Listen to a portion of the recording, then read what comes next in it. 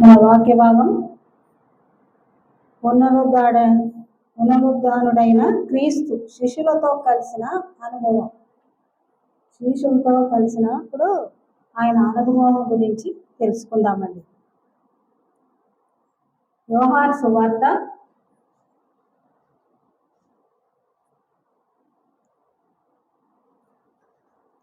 20వ అధ్యాయము 26 నుంచి చదవవలసిందిగా కోరుచు. 31. 8 దినములైన తర్వాత ఆయన శిష్యులు మరలా లోపల ఉన్నప్పుడు తోమ వారితో కూడా ఉండేది. తలుపులు మూయబడి ఉండగా యేసు వచ్చి మధ్యలో నిలిచి, మీకు సమాధానం కలుగును గాక అని. తర్వాత తోమాను చూసి, నీ వ్రేలు ఇటు చాచి నా చేతులను చూడుము, నీ చెయ్యి చాచి నా పక్కలో ఉంచి అవిశ్వాసం కాక విశ్వాసమై ఉండవని. అందుకు తోమ ఆయనతో, నా ప్రభువా, నా దేవా అని. యేసు, నీవు నన్ను చూసి నమ్మితివి, చూడక నమ్మిన వారు ధన్యులని అతనితో చెప్పాడు. మరియు అనేకమైన ఇతర సూచక క్రియలను యేసు తన శిష్యులు ఎదుట చేశాడు.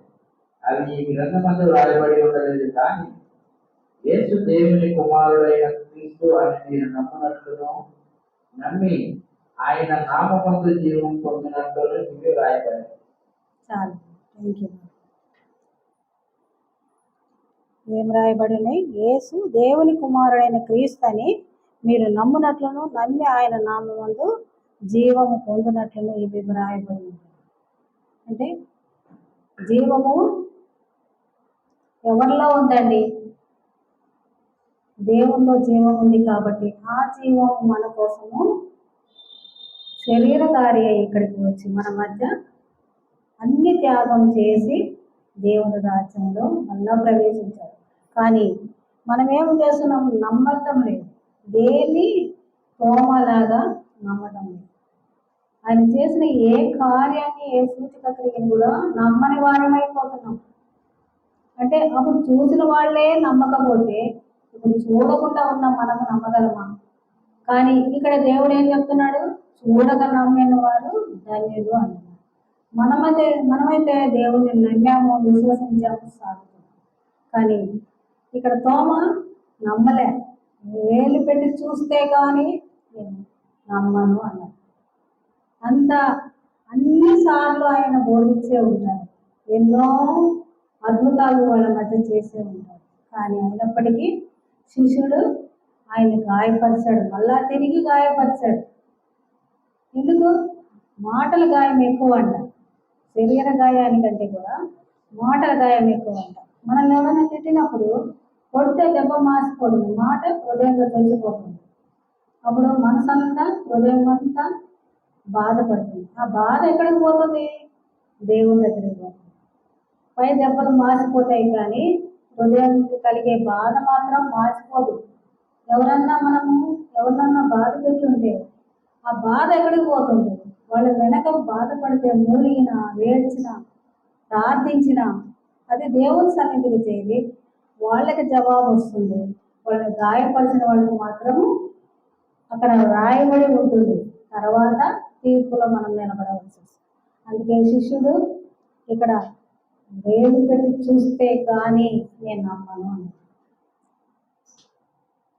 అప్పుడు చూపించాడు కూడా దేవుడు. తను తాను నిరూపించుకోవాల్సిన అవసరం లేదు. అయినప్పటికీ ఆయన అవిశ్వాసంలో పడిపోకుండా, తప్పిపోకుండా ఉండటం కోసమే తను తాను తగ్గించుకున్నాడు. చూపించాడు, వేలు పెట్టి చూడమన్నాడు. అక్కడ గాయం చూపించాడు, చేతులు గాయం, వేలు పెట్టి చూడమన్నాడు. మరి ఎందుకు అంత ప్రేమ, అంత తగ్గింపు దేవునికి? ఎవరు నశించిపోకూడదని కదా. ప్రతి ఒక్కరూ ఆయన రాజ్యానికి వారసులు కావాలని. ఏ ఒక్క ఆత్మ నశించుట నాకు ఇష్టం లేదు అని సెలవించాడు. అందుకే ప్రాణత్యాగం చేశాడన్నమాట. శాసనం రాసిన వాడు ఆ శాసనాన్ని నెరవేర్చాడు. మరణపు ముందును నిలిచాడు. సాతాను కుయుక్తిని జయించాడు. దాని కొమ్ములు విరగొట్టాడు అన్నమాట.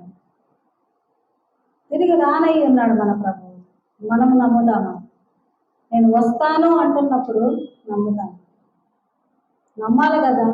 ఇంకా వస్తాను వస్తానని ఎన్నో సంవత్సరాలు గతించిపోతా ఉన్నాయి, ఎన్నో తరాలు పోతున్నాయి.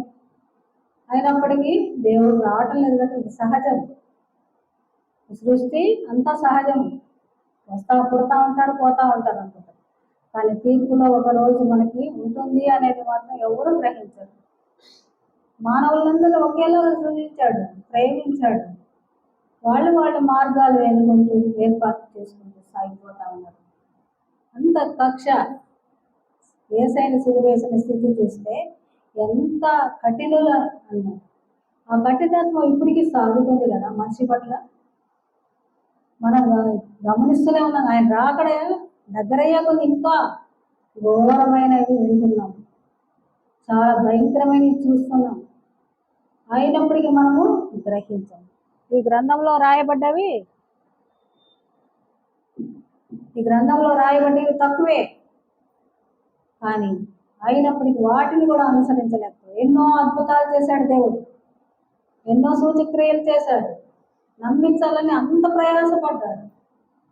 ఎందుకు ఆయనకు అవసరం? అంతగా ప్రేమించాడు కాబట్టి, అంతగా మన కోసం తను తాను తగ్గించుకొని వచ్చాడు. 8వ దినానంట 8 దినములైన తర్వాత ఆయన మరణించి తిరిగి లేచిన 8 దినాలకి మళ్ళా శిష్యులు లోపల ఉన్నప్పుడు తోమా వారితో కూడా ఉండేను. తలుపులు మూయబడి ఉండగా యేసు వచ్చి మధ్యన నిలిచాడు. తలుపులు మూయబడి ఉండగానే యేసు వచ్చి మధ్యన. ఆయనకు అసాధ్యమైంది ఏమన్నా ఉందా? సమస్తం సాధ్యమే కదా. కానీ ఇక్కడ వాళ్ళు ఏ విధంగా తీసుకోవచ్చు. మాయమా, మంత్రమా అని, దయ్యమా అని అన్నోళ్ళు కూడా ఉన్నారు. ఆయన గాయపరచడానికి ఎన్నో విధాలుగా. కానీ నమ్మని వారే ఎక్కువ, నమ్మిన వారు తక్కువ. ఆయన ప్రేమను చూసిన వారు ఎక్కువ, ఆయన ప్రేమించిన వారు తక్కువ. ప్రేమించుంటే మనము నమ్మకాన్ని స్థిరపరుచుకుంటాం. అందుకే నేను దేవుని ప్రేమించమంటున్నాను. ఆయనకి ఏమి అవసరం లేదు, మనం ఇచ్చేవి ఏమీ అవసరం లేదు. మనమే ఆయనకి కావాలి. మనం ఆయన్ని ప్రేమించాలి, ఆయనకు లోబడి ఉండాలి, మన జీవితాన్ని ఆయనకు సమర్పించాలి. ఆయన దగ్గర చేరాలన్న నిరీక్షణతో మనము జీవించినప్పుడు మనం సంపూర్ణమవుతాము. మీకు సమాధానము కలుగును గాక అని చెప్తున్నాడు. వచ్చి మీకు సమాధానం కలుగును గాక. ఆయన ఉన్నప్పుడు ఎప్పుడు సమాధానమే, దేనికి లోటు ఉండదు. అందుకని అది కావాలి ప్రభు, ఇది కావాలి ప్రభు అని మనము అడగకూడదు. నువ్వే కావాలా ప్రభు అన్నప్పుడు సమస్తము మనం పొందుకోగలము, అనుభవించగలము. ఆయన మనతో ఉంటే మనకే లోటు. ఏ సమయానికి కావాల్సింది ఆ సమయానికి అడిగి పొందుకుంటాం. ఒక్కసారి మనము ఆ వరం అయ్యా, ఈ వరం అయ్యా, నాకు అది కావాలయ్యా, ఈ లోకంలో మన అంతవరకే. కానీ నువ్వే మాకు కావాలయ్యా, నువ్వు నాతో ఉండాలయ్యా, నాలో ఉండాలయ్యా అనుకున్నప్పుడు ఆయన ఎప్పుడు ఎల్లప్పుడూ ఉండి సమాధానం ఇచ్చే దేవుడు. అందుకే సమాధానం కలుగును గాక అని చెప్తున్నాడు శిష్యులందరికీ. వేలు పెట్టి చూపించాడు. అందుకే ఇక్కడ లాస్ట్లో ఏం చెప్తున్నాడు? చూసి నమ్మిన వారి కంటే చూడక నమ్మిన వారు ధన్యులు అని. ఆ ధన్యత మనకి కావాలా వద్దా? మనం అందరం దేవుని వైపు చూద్దాము, ఆ ధన్యతలో మనము నిలబడి ఉందాం.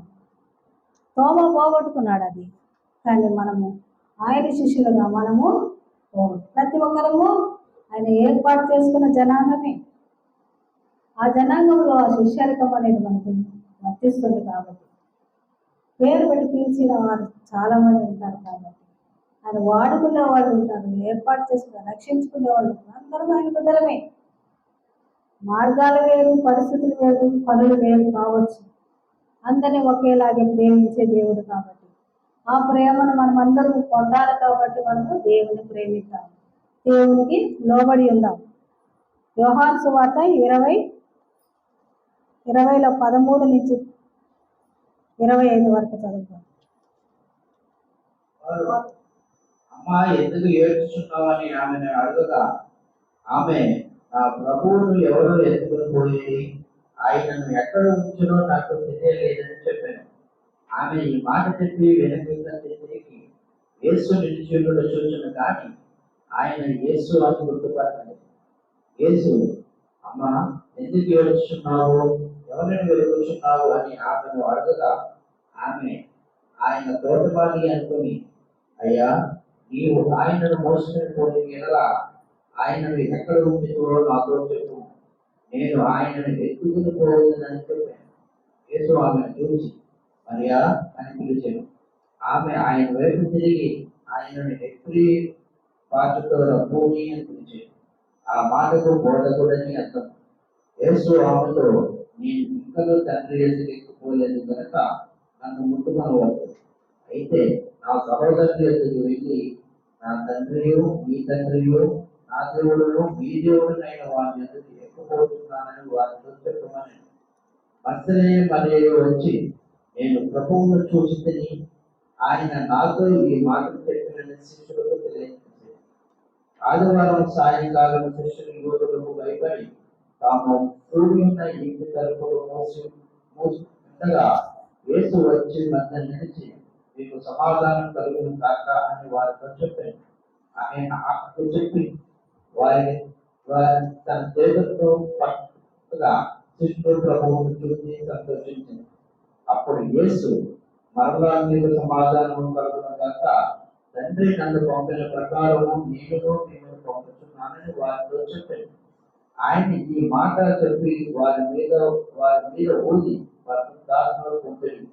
మీరు ఎవరి పాపములు క్షమించులో అవి వారి క్షమించబడి, ఎవరి పాపములు మీరు నిలిచి ఉన్న రీతిలో అవి నిలిచి ఉన్నారని వారితో చెప్పారు.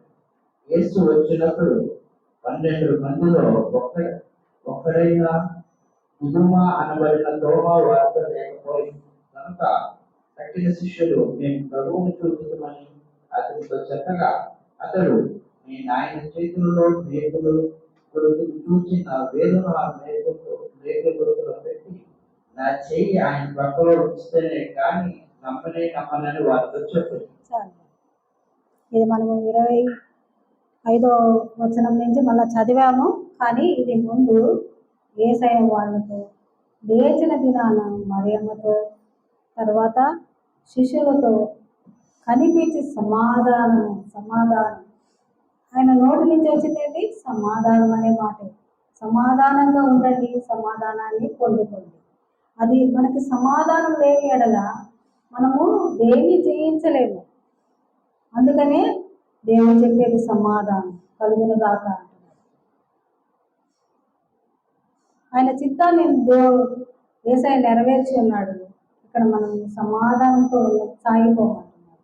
ఆ సమాధానం లేకపోతే మనము దేన్ని దుష్టుని కూడా జయించలేము.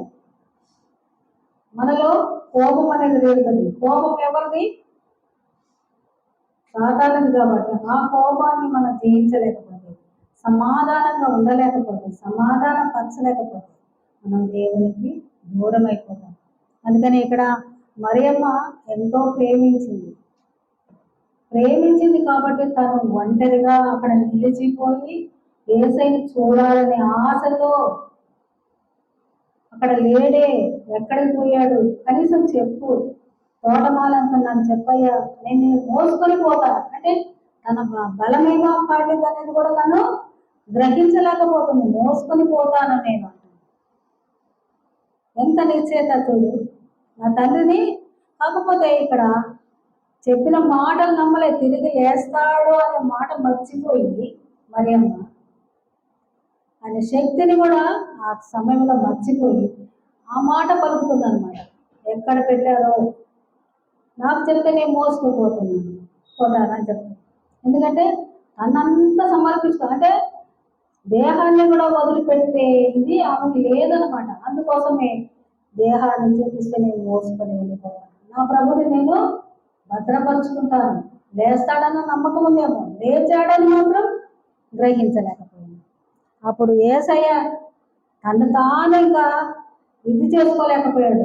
ఆమె దుఃఖము, ఆమె బాధ, ఆమె తీసుకుపోతానని చెప్పే విధానం అంతా ఆయనకి నచ్చి వెంటనే మరియా అని పిలిచారు. మరియాని పిలవబట్టే కదా ఆ పిలుపులో ఆమె గ్రహించగలిగింది. రబ్బూని అన్నది అంటే హెబ్రూ భాషలో రబ్బూని అంటే బోధకుడా, బోధకుడా అని పిలిచేవాళ్ళు వాడిని, బోధకుడా అని. కానీ నన్ను ముట్టుకోవద్దు, తండ్రి దగ్గరికి నేను ఇంకా ఎక్కిపోలేదు అంటే అక్కడ ముట్టుకోవద్దు అంటే మనం అనుకుంటాం ఏసైనా ముట్టుకోవచ్చు కదా. చాలా మంది ప్రతి విషయంలో ప్రభావం వెడలను అని ఒక చోట చెప్పాడు. ఎక్కడ? 12 సంవత్సరాల రక్తస్రావం స్త్రీ దగ్గర. తర్వాత ఇక్కడ మరియా దగ్గర చెప్తున్నాం. ఎందుకంటే మనం నిర్లక్ష్యంగా కొన్ని లోకంలో ఉండి మనము లోక పాపంతో ఉంటాం కాబట్టి పాపంగా శాపంగా మార్చబడ్డ కొన్ని దూరంగా ఉండాలి. ప్రతి దాన్ని మనం నిర్లక్ష్యంగా తీసుకొని ఆయన విరుద్ధంగానే చేస్తూ వస్తాం. ఏది తప్పు, ఏది నీతి, ఏది మంచి, ఏది చెడు అని గ్రహించగలిగి మనం అడుగు వేస్తే ఆయన శిష్యులుగా ఉండగలము, ఆయన బిడ్డలుగా ఉండగలము, ఆయన స్నేహితులుగా ఉండగలము. ఎందుకంటే అంత దగ్గర సంబంధం అన్నమాట. మోసుకొని వెళ్ళిపోతానన్న సంబంధం ఏ పాటిది? ఆమె శక్తిని చూసుకుందా? యేసయ్యని అంత ప్రేమించింది కాబట్టి నా తండ్రిని నేను మోసుకొని వెళ్ళిపోతాను, వీళ్ళ దగ్గర వదిలిపెట్టను. ఏం చేస్తారో, ఏం చేసి ఏం చెప్తారో అన్న భయం. అందుకని మరియా అని పిలిచింది. ఆమె ఆయన వైపు తిరిగే ఆయనని హెబ్రీ భాషలో రబ్బోని అని పిలిచింది. ఆ మాటకు బోధకునని అర్థం.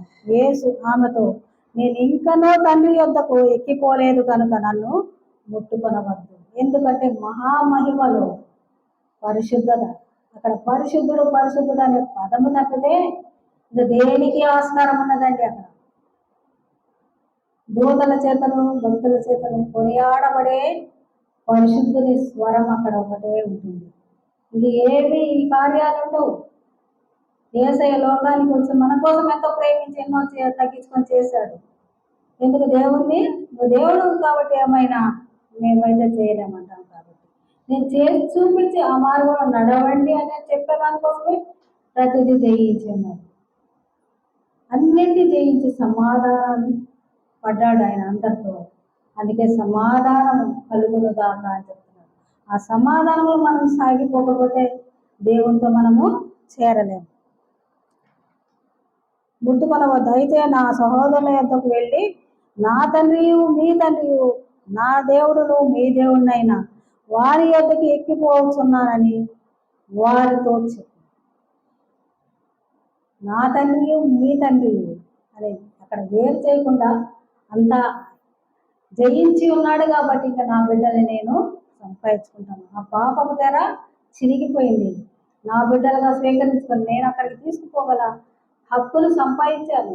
అందుకనే నా తండ్రియు మీ తండ్రియు నా దేవుడు మీ దేవుడు. దేవునికి మానవులకి మధ్యన ఎడబాటును తొలగిపోయింది కాబట్టి ఇప్పుడు నా తండ్రి మీ తండ్రి వద్దకు నేను ఎక్కిపోతున్నాను అని ఇక్కడ నిర్భయంగా చెప్పగలుగుతున్నాడు.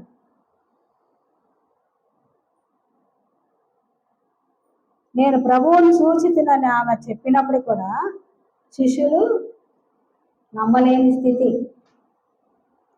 అందుకే మళ్ళా శిష్యుల మధ్యకు వచ్చి ఆయన నిలిచాడు. మీకు సమాధానం కలుగును గాక అని చెప్పి మళ్ళా మరొకసారి వచ్చి శిష్యుల మధ్య నిలిచాడనమాట. నిలిచినప్పుడు ఇక్కడ తోమ లేడు కాబట్టే నేను చూసి నమ్మితేనే, చూసి ఆ గాయములకు వేలు పెట్టితేనే కానీ నేను నమ్మను అన్నాడు. కాబట్టి మళ్ళా నిరూపించుకున్నాడు. నిరూపించుకోవాల్సిన అవసరం ఆయనకుందా? నిరూపించుకున్నాడు. మళ్ళీ ఆయన్ని క్షమించాడు. అక్కడ ఆయనకి ఏలేసి చూపించినప్పటికి కూడా మళ్ళీ క్షమించాడు. ఎందుకంటే క్షమించే దేవుడు మన దేవుడు, ప్రేమించే దేవుడు మన దేవుడు కాబట్టి ఎంత తొలగిపోతున్నప్పటికీ ఆయన మళ్ళా మన ఆయన దగ్గరికి తీసుకొని ఆయన హక్కులు చేర్చుకునే దేవుడు అయి ఉన్నాడు.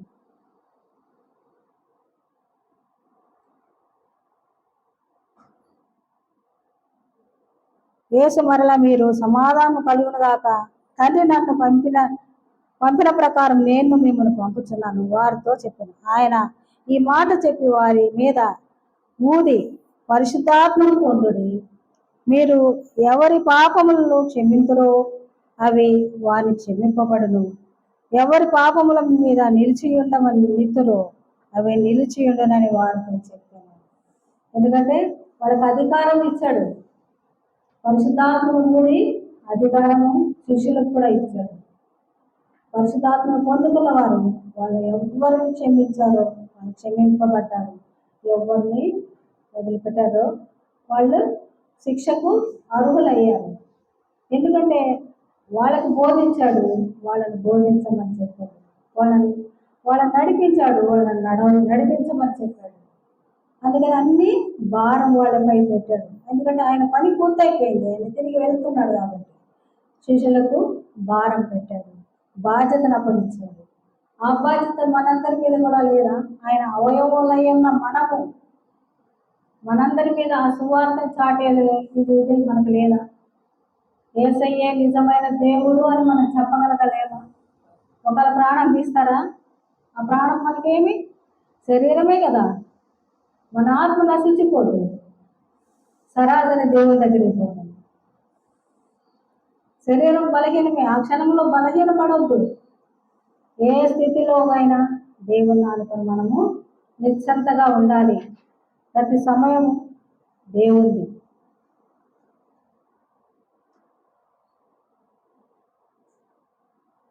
యేసు వచ్చినప్పుడు 12 మందిలో శిష్యులు ఆ తోమ అడిగాడు కాబట్టి ఆయన మళ్ళీ కనపరుచుకుని అక్కడికక్కడ ఆయనకున్న డౌట్ని క్లియర్ చేశాడు. లూకా సువార్తలు 4లో రాసున్నాయండి. ప్రతి దానిలో లూకా సువార్త 24వ అధ్యాయం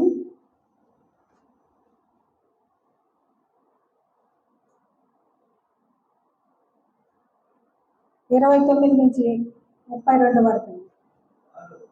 సాయంకాలం కావచ్చు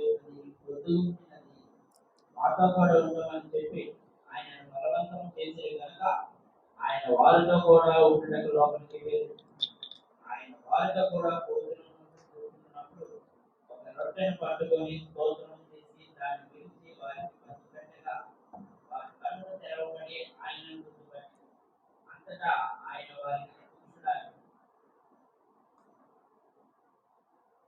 32 వరకు చదివా బాబు? 32 వరకు. అప్పుడు వారు ఆయన త్రోవలో మనతో మాట్లాడుతూ లేఖనములను మనకు బోధపరుచుతున్నప్పుడు మన హృదయము మనలో మండుచుండలేదా అని ఒకరితో ఒకడు చెప్పుకునేది. చాలు సిస్టర్, థ్యాంక్ యూ. యేసయ్య వారికి కనపడ్డప్పుడు, వారితో మాట్లాడినప్పుడు కూడా కొంతమంది గ్రహించలే. ఎన్నో దేవుని మాటలే మాట్లాడుతూ వచ్చాడు. శిష్యులతో ఉన్నప్పుడు మాట్లాడాడు, మళ్ళీ తర్వాత పునరుద్ధానుడు అయిన తర్వాత కూడా మాట్లాడుతూ వచ్చాడు. అయినప్పటికీ ఆయన లేచాడు, మాతో వస్తున్నాడు, మాట్లాడుతున్నాడని గ్రహించాలి ఆ శిష్యులు. అందుకే ఇక్కడ ఏమంటున్నారు? ఆయన మాట్లాడుతున్నప్పుడు మన హృదయాలు మండలేదా అని ప్రశ్నించుకుంటున్నారు. కానీ వాళ్ళ కన్నులు తెరవబడాలని వాళ్ళతో కలిసి భోజనానికి కూడా, ఎందుకంటే ఆయన శరీరంతోనే తిరిగి లేచాడు, శరీరాన్ని కూడా జయించాడు అన్నది నిరూపించుకోవాలని ఇక్కడ ఏం చేశాడు? పొద్దుగుకినందున వారు మాతో కూడా కలిసి భోజన చేయాలి అన్నప్పుడు తిరిగి వాళ్ళతో భోజనం చేశాడు. భోజనం చేసినప్పుడు ఎన్నో చెప్పిన వాళ్ళు ఆ రొట్టెను విరిచి పట్టుకొని కృతజ్ఞతాస్తుతులు స్తోత్రం చెల్లించేదాన్ని విరిచి వారికి పంచిపెట్టగా వారి కన్నులు తెరవబడి ఆయనను గుర్తుపట్టారు. ఎందుకంటే రొట్టె విరిచేదాకా కూడా వాళ్ళ కళ్ళు తెరవబడలేదు, యేసయ్యను నమ్మలేకపోయాడు. వాళ్ళతోనే ఉండి అన్ని వాక్యానుసారంగా మాట్లాడుతున్నప్పటికీ, వాళ్ళ గడిపిన విషయాలు చర్చిస్తున్నప్పటికీ కూడా వాళ్ళు గ్రహించలేకపోయారు. ఎవరో మాట్లాడుతున్నారులే అనుకుంటారు. కానీ ఆ రొట్టె ఎప్పుడు విరిచాడో స్తోత్రం చెల్లించి వెంటనే వాళ్ళ కళ్ళు తెరవబడి ఆయన అదృశ్యుడు ఆయన అని ఉంది కదా అక్కడ.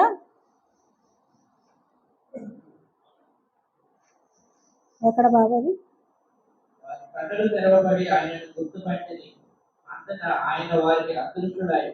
అంటే అక్కడేమో తలుపు వేసున్నప్పుడు వచ్చాడు, ఇక్కడేమో అది విరిచిన తర్వాత గుర్తుపట్టిన తర్వాత అదృశ్యం అయిపోయాడు.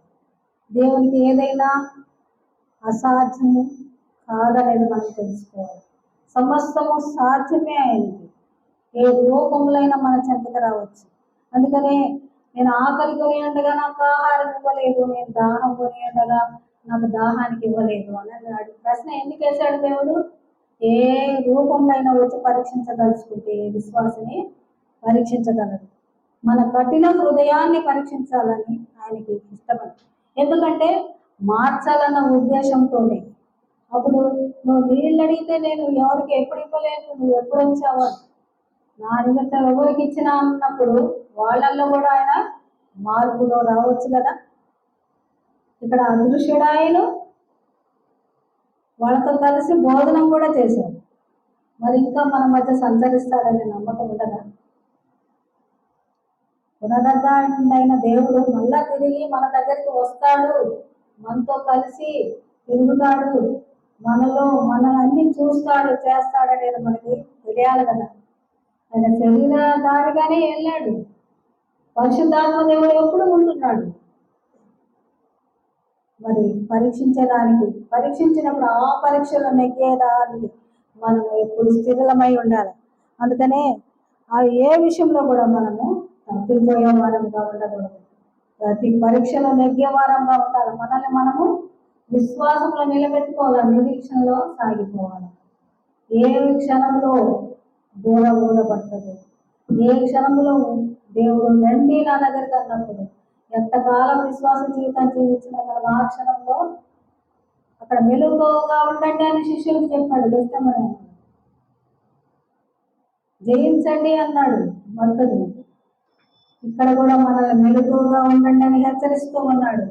ఏ క్షణంలో దేవుడైనా రావచ్చు తిరిగి. శిష్యుల అనుభవం లాంటిది మన అనుభవం కూడా. మనల్ని నడిపిస్తున్న దేవుడు, పరిశుద్ధాత్మ దేవుడు, ఆదరణకర్త. ఆయన హెచ్చరికలు మనం ఎప్పుడు పాటించుకుంటూ మనం సాగిపోవాలి. లూకాసు వార్త 24లోనే బాబు 36 నుంచి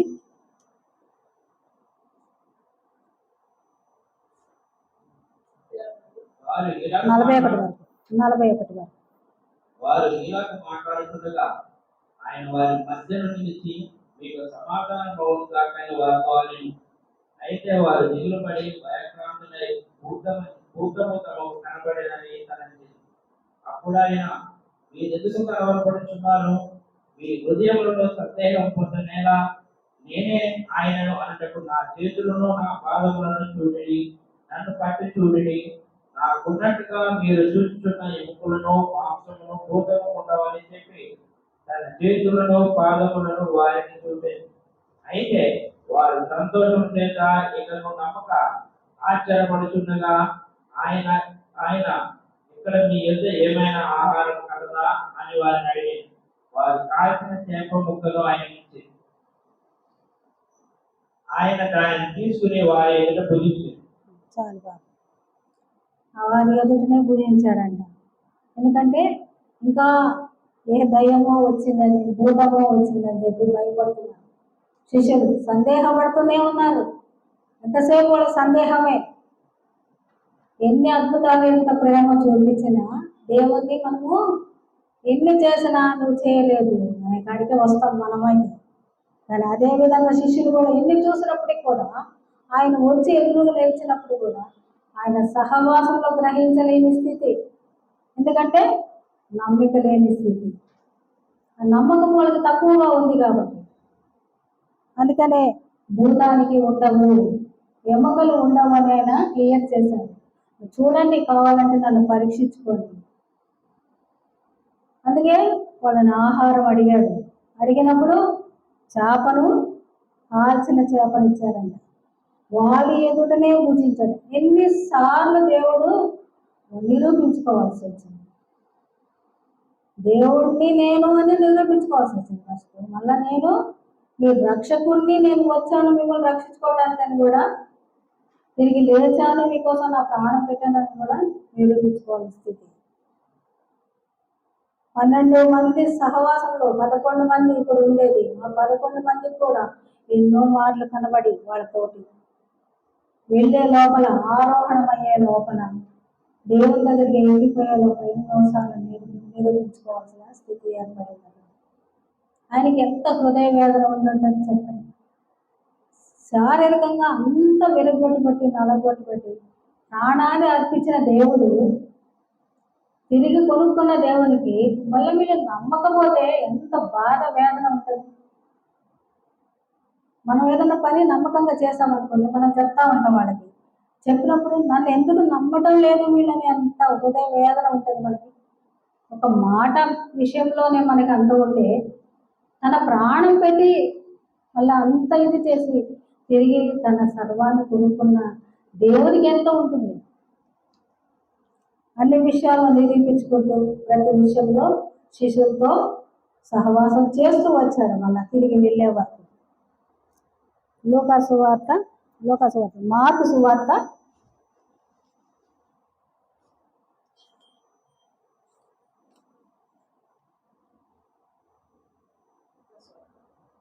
16వ అధ్యాయం 14వ వచనం చదవండి. 11 మంది శిష్యులు భోజనం కూర్చున్నప్పుడు ఆయన వారికి ప్రత్యక్షమై తాను లేచిన తర్వాత తను చూసిన వారి మాట నమ్మినందున వారి అసనమ్మకము నిమిత్తము హృదయ కాఠిన్యం నిమిత్తము వారిని గద్దించారు. వాళ్ళ హృదయ కాఠిన్యం నిమిత్తము వారిని గద్దించారు. ఎందుకంటే హృదయం అంత కఠినమైపోయింది, అంత కాఠిన్యం అయిపోయింది. గ్రహింపు అనేది లేదు. ప్రేమమూర్తిని గ్రహించే శక్తి వాళ్ళకి లేదు. అందుకే ఈరోజు మనల్ని ప్రేమిస్తున్న దేవుని కూడా మనము గ్రహించక మన హృదయాన్ని కఠినం చేసుకుంటున్నామేమో, ఇంకా రక్షణ భాగ్యం పొందకుండా ఉంటున్నామేమో, దేవుడికి ఇంకా రక్షింపబడి దూరం ఉంటున్నామేమో మనం ఒకసారి పరీక్షించుకున్నాం. ఆ దుఃఖానికి దేవుణ్ణి గురి చెయ్యొద్దండి విశ్వాసంగా. ఆ హృదయ కాఠిన్యం మనకొద్దు. మరొకసారి మత్తయి సువార్త 28:16, 28వ అధ్యాయము 16వ వచనం నుండి 20వ వరకు చదవచ్చు. 11 మంది శిష్యులు యేసు తమకు నిర్ణయించిన గలిలయలోని కొండకు వెళ్ళేది. వారు ఆయనను చూచి ఆయనకు మొక్కిరి గాని కొందరు సందేహించారు. అయితే యేసు వారి యొద్దకు వచ్చి, పరలోకమందును భూమి మీదను నాకు సర్వాధికారం ఇవ్వబడి ఉన్నది. కాబట్టి మీరు వెళ్ళి సమస్త జనులను శిష్యులుగా చేయండి. తండ్రి యొక్కయో కుమారుని యొక్కయో పరిశుద్ధాత్మ యొక్కయో నామములోనికి వారికి బాప్తిసం ఇచ్చుచు నేను మీకు ఏ ఏ సంగతులను ఆజ్ఞాపించుతున్నో వాటన్నిటిని కైకొనవలనని వారికి బోధించుడు. ఇదిగో నేను యుగ సమాప్తి వరకు సదాకాలము మీతో కూడా ఉన్నానని వారితో చెప్పాను. 11 మంది శిష్యులు ఉన్నప్పుడు వచ్చి ఏం చెప్పాడు? గలిలయలో నుండి కొండకు వెళ్ళి వారు ఆయనను చూచి ఆయనను మొక్కిరి కానీ ఆయన రమ్మన్న చోటుకు వచ్చారు సందేహించిరంట. ఆయన రమ్మన్న చోటుకు వచ్చారు, చేయమని పని చేస్తారు కానీ సందేహిస్తూనే ఉన్నారు. ఆ సందేహం మాత్రం వాళ్ళ నుంచి విడనాడటం లేదు. ఇంకా సందేహించేవాడు సముద్ర తరంగాలను పోలి ఉంటాడంట. వాక్య భాగంలో ఉంది, సందేహించేవాడు ఏమై ఉంటుంది? సముద్ర తరంగాలు వస్తుంటాయి పోతుంటాయి, నిలకడ అనేది ఉండదు. ఆ విధంగా మనం ఉండకూడదు, నిలిచి ఉండాలా, స్థిరంగా ఉండాలా. అందుకే నమ్మమంటే నమ్మాలా, విశ్వాసంలో బలపడాలా, నిరీక్షణలో ఎదురు చూడాలి. ఇక్కడ సందేహం అనేది వాళ్ళని దూరం చేస్తూనే వస్తుంది దేవునికి. అందుకనే ఆయన మ్రొక్కిరి కానీ సందేహించిరి. అయితే యేసు వారి యొద్దకు వచ్చి, పరలోకమందును భూమి మీద నాకు సర్వాధికారం ఇవ్వబడి ఉన్నది. కాబట్టి మీరు వెళ్ళి సమస్త జనులకు శిష్యులుగా చేయుడి. తండ్రి యొక్క కుమారుని యొక్క పరిశుద్ధాత్మ యొక్క నామములోనికి వారికి బాప్తిసం ఇవ్వడు. ఎందుకంటే శిష్యులుగా ఏర్పాటు చేసిన అధికారం ఇచ్చాడు కాబట్టి మీరెట్టా అన్నా ఉండండి, సందేహించినా పర్వాలేదు, కానీ సువార్తను చాటండి, పరిశుద్ధాత్మలో బాప్తిసము ఇవ్వండి. తండ్రి కుమారుని నామంలో పరిశుద్ధాత్మ నామంలో బాప్తిసము ఆయన శిష్యులుగా తయారు చేయమంటున్నాడు. అది ఆజ్ఞాపించాడు. లాస్ట్కి ఆజ్ఞాపించి మీరందరూ శిష్యులుగా సిద్ధపరచండి. నేను మీకు ఏ సంగతులు ఆజ్ఞాపించుతున్నో వాటినన్నింటినీ గైకొన వాళ్ళని వారికి బోధించుడి. ఇదిగో నేను యుగ సమాప్తి వరకు సదాకాలం మీతో కూడా ఉన్నాను. యుగ సమాప్తం వరకు ఆయన మనతో ఉండే దేవుడై ఉన్నాడు. ఆయన చెప్పిన పని చేయమంటున్నాడు. అందుకని నిజమైన దేవుడు ఎవరో మనం చెప్పాలి, సువార్త చాటాలి, తిరిగి రక్షకుడు లేచాడు, మరణాన్ని జయించాడని మనం చెప్పాలి. మనం నమ్మిన వారికి బాప్తిసం ఇవ్వాలి, ఆయన కొరకు సిద్ధపరచాలి భూమి మీద. అప్పుడే సదాకాలము ఆయన మనతో కూడా ఉంటాడు. ఆయన రాజ్యంలో మనము ఉంటాం, మనము స్థిరులమై ఉంటాము. అందుకని ఆయన చెప్పిన ఏవి విడిచిపెట్టకుండా మనం పట్టుకోవాలి. శిష్యులకి ఏం చెప్పాడు, మనకు కూడా అవే నేర్పిస్తూ వస్తున్నాడు. నమ్మండి, విశ్వసించండి, బాప్తిసం పొందండి. వాళ్ళకి ఇవ్వమన్న అధికారం ఇచ్చాడు, మనకి పొందుకోమన్న అధికారం ఇచ్చాడు. నమ్మి బాప్తిసం పొందిన వాడు రక్షింపబడు. ఆ రక్షణ మనకి ఎక్కడ చేరుస్తుంది? దేవుని రాజ్యంలో చేస్తుంది. అందుకనే నమ్మి బాప్తిసం పొందుడి అని. ఆ బాప్తిసం వల్ల మనము పరిశుద్ధాత్మ ద్వారా కూడా పొందుతుంది, మనం దేవుని రాజ్యంలో ఉంటాం. లాస్ట్ ఒక చూసుకొని ముగించుకుందామండి. లూకా సువార్త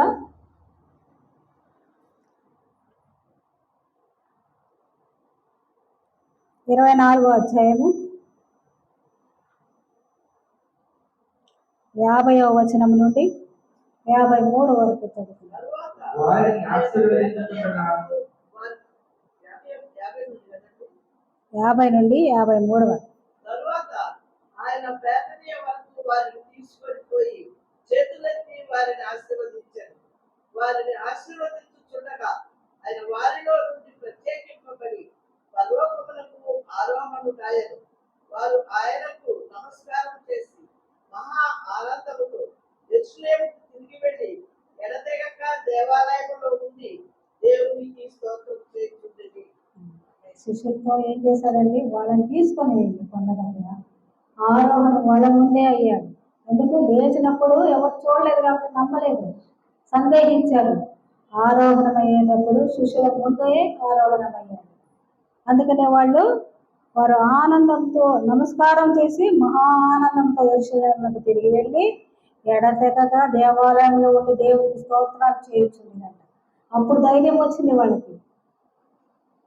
యేసయ్య ఆరోహణమైన తర్వాత కానీ శిష్యులు నమ్మి పూర్తిగా సంపూర్ణంగా ఆయనపై ఆనుకోలేదు, ఆయన పట్ల నమ్మకం కలిగి ఉండలేదు. సందేహం అనేది తీసేశారు. అప్పుడు తీసేసి ఆయనతో కలిసి స్తోత్రం చెల్లించారట దేవుడికి.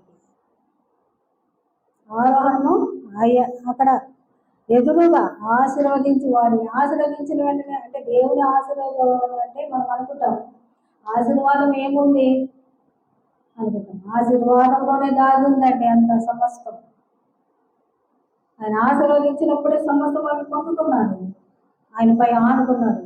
సమస్త బాధలు తొలగిపోయినాయి, సంశయాలు తొలగిపోయినాయి, సందేహాలు తొలగిపోయినాయి. అన్ని తొలగిపోయిన తర్వాత ఆయనతో కలిసి ఆనందించగలిగారు. ఆరోహణమైంది చూశారు, నమ్మి విశ్వసించి సాగారు. అదే తోమ ఎక్కడ సందేహించి ఆయన గాయాలు వేలు పెట్టి చూడాలనుకున్న తోమనే మెడ్రాస్కి వచ్చినందువల్లనే అక్కడ ఆయన హతసాక్షిగా అయినందువల్ల మన అంతా ఇండియా రక్షింపబడగలుగుతుంది. ఆ సందేహాలు ఉండొచ్చు, కానీ సందేహము తీసేసుకోవాలి. దేవుని బిడ్డలుగా ఏది సందేహించకూడదు, సంశయించకూడదు. దేవుడు చెప్పిన మాట మీదనే మనము నిలిచి విశ్వసించి సాగిపోవాలి. రానై ఉన్నాడు, వస్తానన్నాడు. అది మనం నమ్మి ఎదురు చూస్తూ ఉంటే ఆ రోజు రానే వస్తుంది. ఏదో ఒక రోజు మనం వినకూడని, ఆయన రాకడికి ముందు వినకూడని అని వింటారు, జరగకూడనివన్నీ జరుగుతాయని ప్రవచన వాక్కుల ప్రకారం జరుగుతూ పోతున్నాయి. అయినప్పటికీ అంతం అప్పటి రాదు. పరిశుద్ధుల సంఘంగా ఎత్తబడాలంట. ఆ పరిశుద్ధుల సంఘంలో మనం ఉండాలని ఆశిస్తున్నామా? ఆ పరిశుద్ధుడైన దేవుని చేరాలనుకుంటున్నామా? ఈ త్యాగం అంతా అందుకే కదా, ఆ పరిశుద్ధత మనకు అనుగ్రహించి ఆయన సన్నిధిలో చేర్చుకోవాలని కదా. ఆ నిరీక్షణ మనము సాగిపోదామండి, విశ్వాసంతో ఉండాలి. సంఘం అంటే మనకు చిన్న చూపు, ఒక మందిరం కట్టబడటం అంటే చిన్న చూపు, కానీ ఆ మందిరం కట్టబడే వ్యక్తి ఎంత శ్రమ పడి ఉంటే ఆ మందిరం కట్టుంటాడు. యెహోవా కట్టించని ఎడల కట్టువారి ప్రయాస వ్యర్థమే. ఈ మన మందిరం ఎవరు కట్టించారంట? పాస్టర్ గారి ద్వారా, భగవాన్ దాస్ పాస్టర్ గారి ద్వారా దేవుడు కట్టించిన మందిరం. ఆ మందిరంలో మనం ఈ రోజు ఉండగలిగామంటే అది మన ధన్యత. ఈ సంఘము మహనీయం సంఘం ద్వారా మనం ఎత్తబడతామంటే అది ధన్యత. ఆ విశ్వాసం నిరీక్షణ మనం ఉంచుకోవాలి. ఇక్కడ శిష్యులతో మాట్లాడినవన్నీ తేట తెల్లంగా ఉన్నాయి. మనము ఆయన శిష్యులుగా మారాలి. అదే కోరుకుంటున్నాడు దేవుడు. మన నుంచి ఏం కోరుకుంటున్నా, ఏం చేస్తేనో ఆయన ఆనందపడతాడు అనుకోవద్దు. ఆయన రక్షణను నిర్లక్ష్యం చేయకుండా ఆ రక్షణలో కొనసాగిపోదామండి. ఆయన వచ్చి పిలిచినప్పుడు ఆయనతో ఉందాము. ఆ బూర శబ్దం విందాం. విశ్వాసులుగా అందరము నిరీక్షణలో కొనసాగిపోదాం. దేవుని పరిశుద్ధ గల వాక్యం దేవుని వ్యక్తుల్లో దీవించబడను కాక ప్రార్థన చేసుకున్నాను. సర్వ సృష్టిని ఏకరీతిలో పాలిస్తున్నాను తండ్రి. నీ ఘనమైన నామానికి వెళ్ళలేని వందనాలు స్తుతిస్తున్నాను.